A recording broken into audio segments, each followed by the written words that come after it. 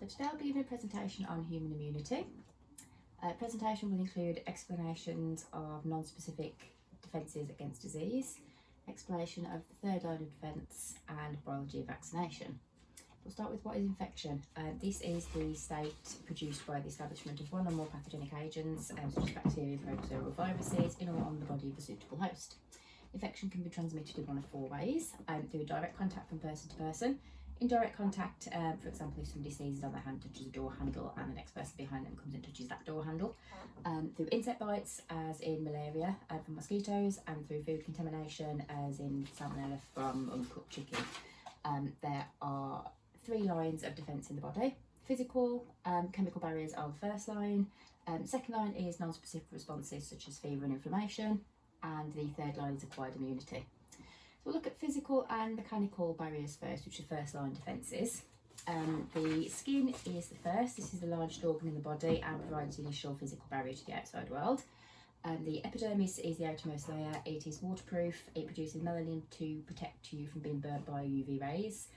It has hair which traps bacteria on the surface, and it's made of keratin, which is constantly renewed with new cells, which aids the removal of pathogens from the skin.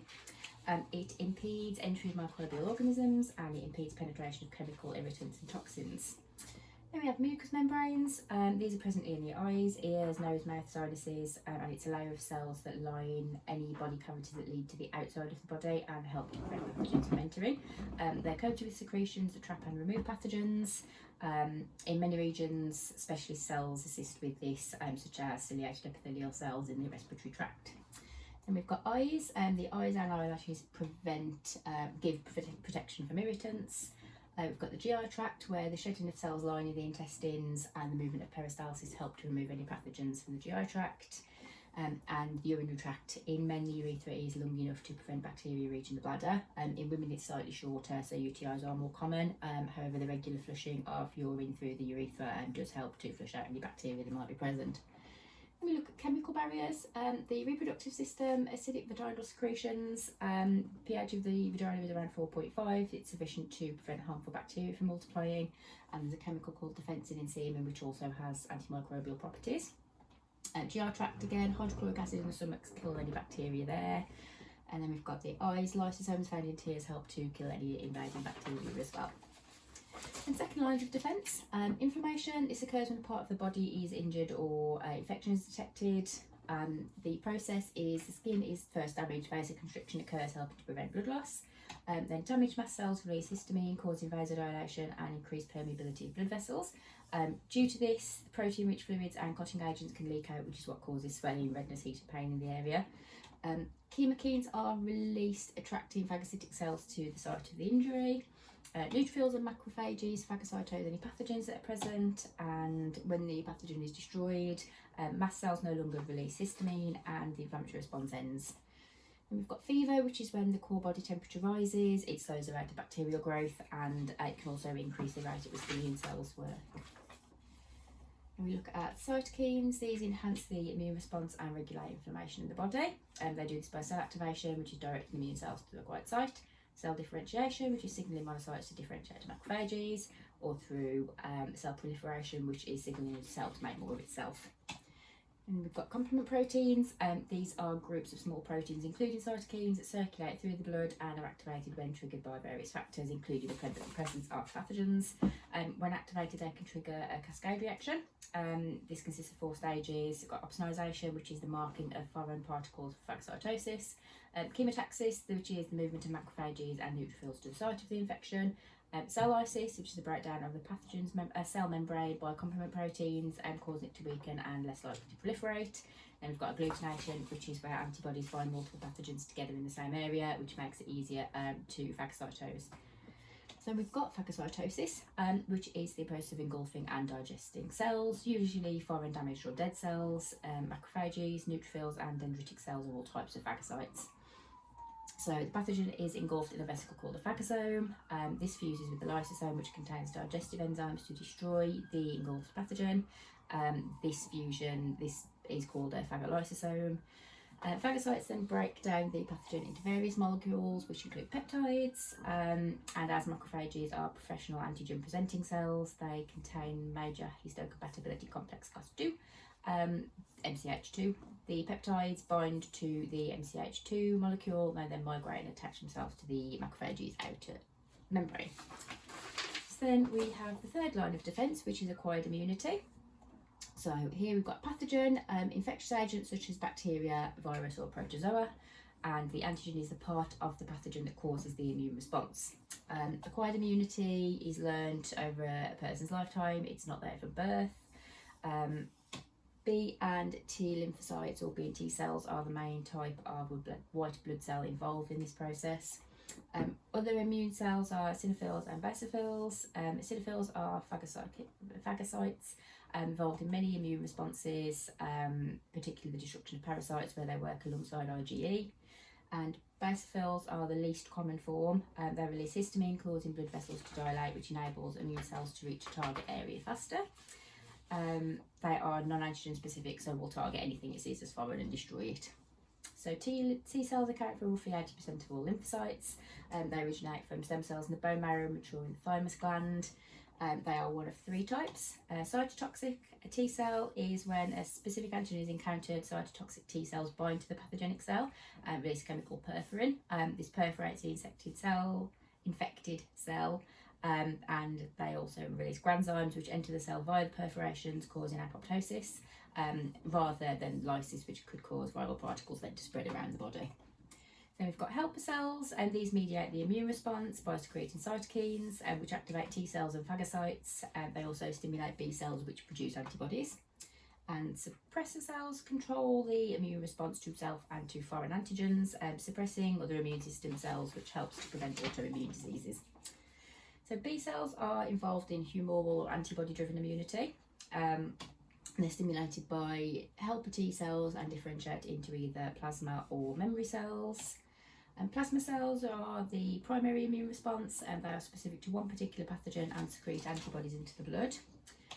Memory cells, these are part of the secondary immune response. They can live for many years in the body and are stored and activated in lymph nodes. Should a specific antigen ever be encountered again later in life, it is destroyed quickly, as the memory cells will recognise this and be able to produce antibodies straight away.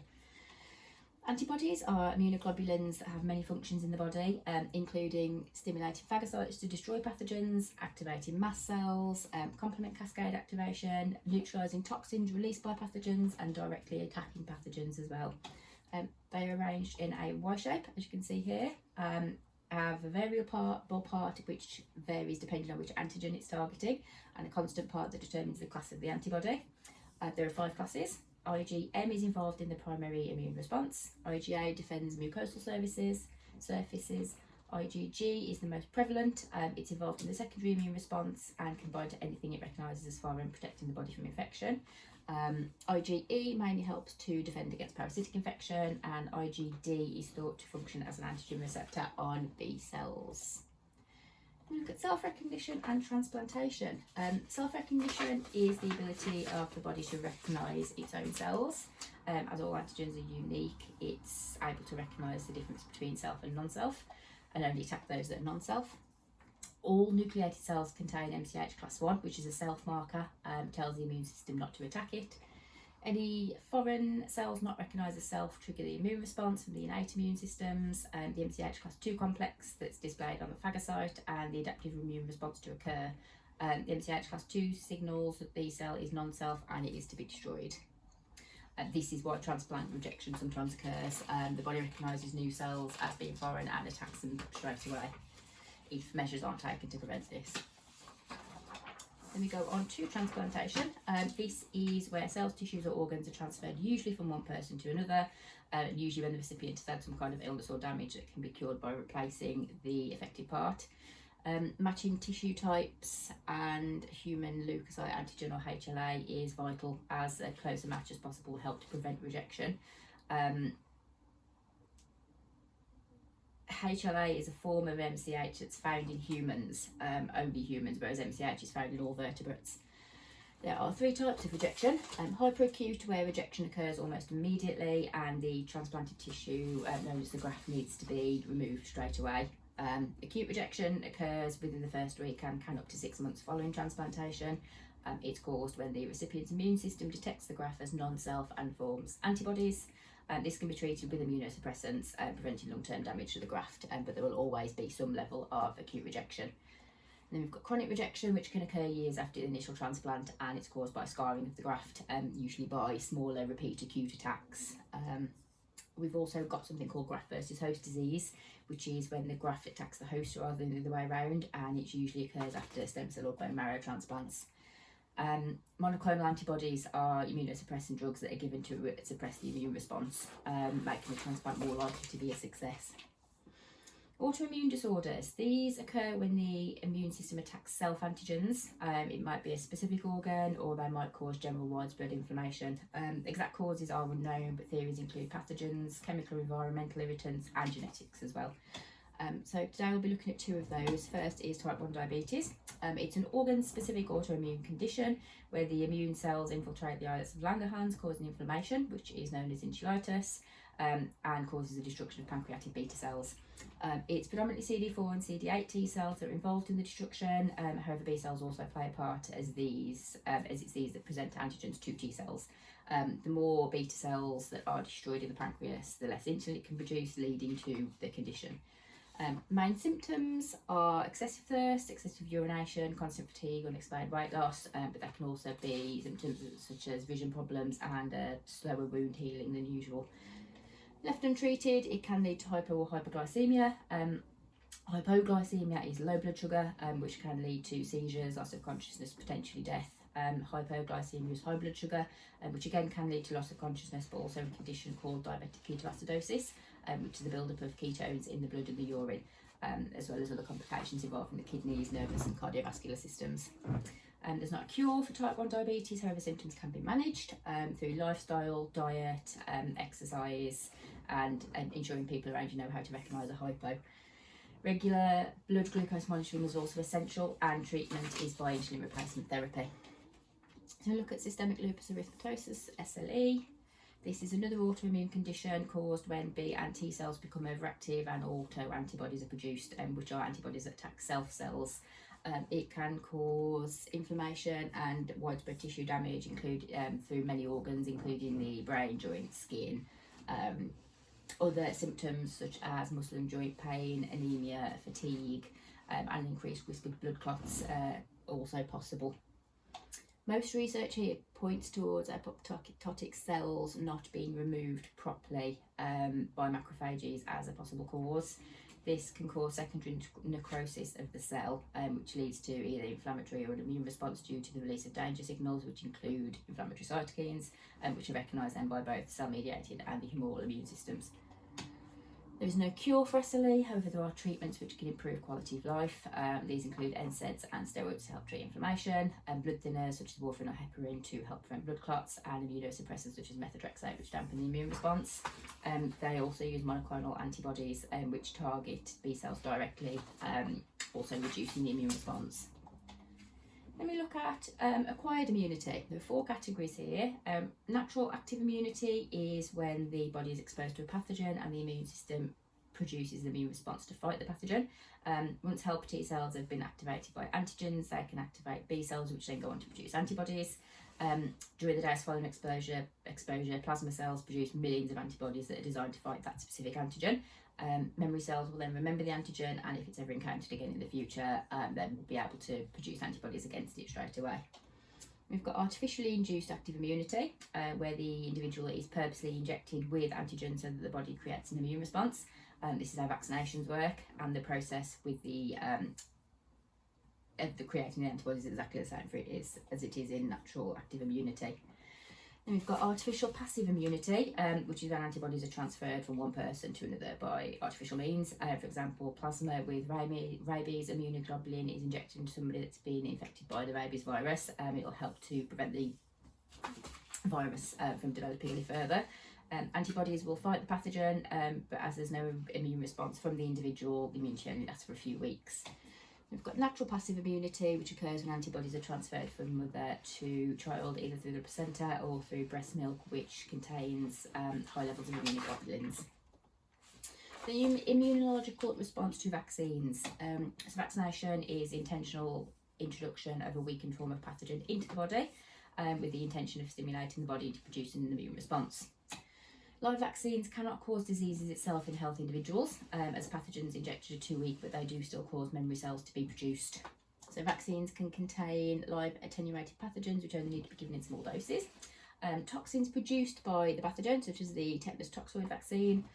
Dead pathogens, these are known as inactivated vaccines, for example hepatitis A, which need multiple doses, as the first one only primes the immune system. It's the second or the third dose that actually elicit the immune response. They can contain specific fragments of the pathogen, such as the HPV vaccine, and they can contain nucleic acids, DNA or mRNA, which is synthesised in a lab, such as the COVID-19 Pfizer or Moderna vaccines. So when a vaccine is injected, the innate immune system responds. B and T cells are signalled to the area. T cells bind to the receptors on the antigen presenting cells and differentiate into cytotoxic helper or suppressor T cells. When a B cell encounters a specific antigen, it differentiates into either a plasma or a memory cell. Plasma cells are part of the primary response. They produce immunoglobulins to destroy that specific antigen.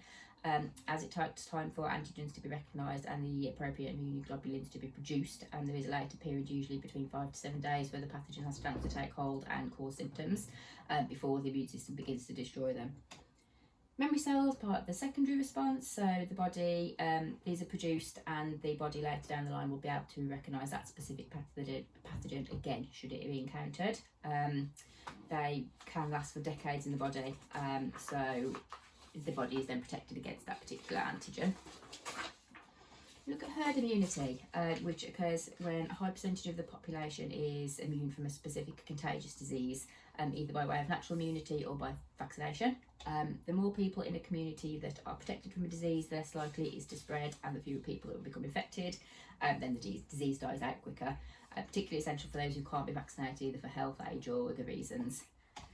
So for each disease, there is a critical number of people that must be vaccinated for herd immunity to be effective. This is known as the immunity threshold, and it varies on depends on how contagious the disease is. For example, highly contagious diseases such as pertussis, the immunity threshold is between 92 and 94%, whereas the threshold for mumps is a lot lower, between 75 and 86, as it's less contagious. We'll look at vaccination programmes. These defend against serious contagious diseases, and if enough people are vaccinated, diseases can be eradicated entirely, such as smallpox. Here we've got the schedule of vaccinations that are offered to children under 2 in the UK, and then further vaccinations are offered at school and secondary school age as well. The influenza vaccine is a seasonal vaccine which anyone can have, but it is particularly important for those who are immunosuppressed. So we've got multiple factors that can affect vaccine uptake.